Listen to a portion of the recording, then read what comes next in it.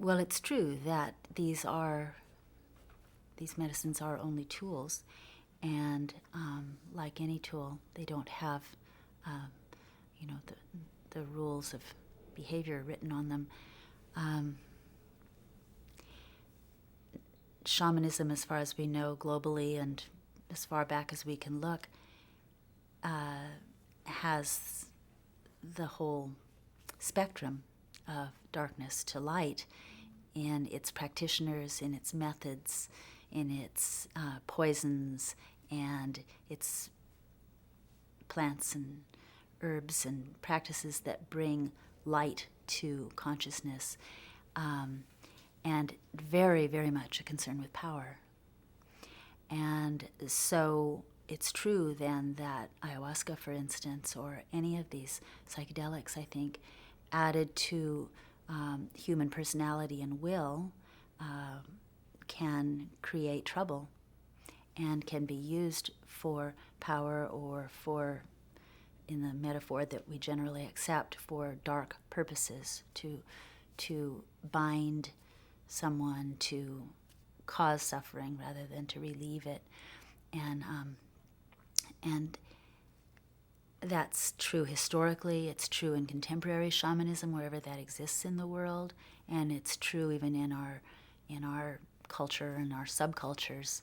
And abuse of power having to do with psychedelics and hero worship and cults and all of this, we've seen it all, it's all here too. So I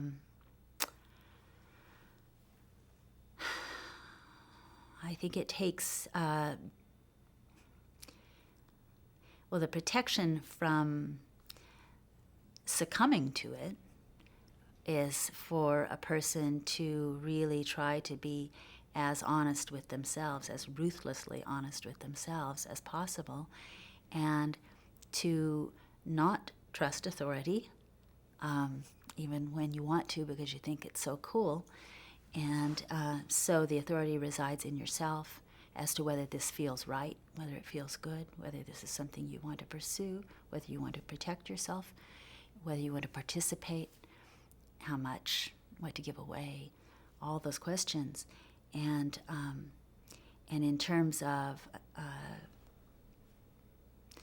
whether or not one might, with these medicines, wander off into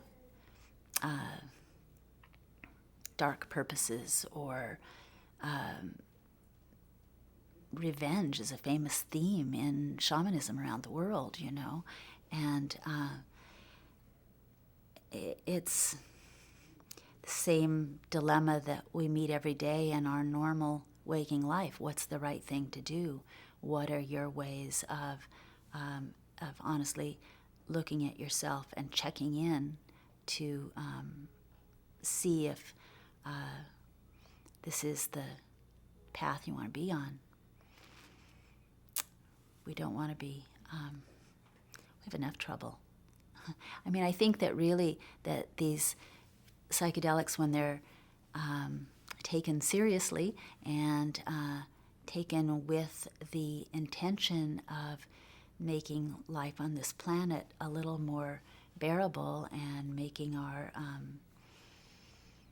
if the point of life is to learn something and spread a little good feeling around and move on, then we each have that job to do. And these medicines are really helpers with that. But we still have to have those core ethics that keep us on that path.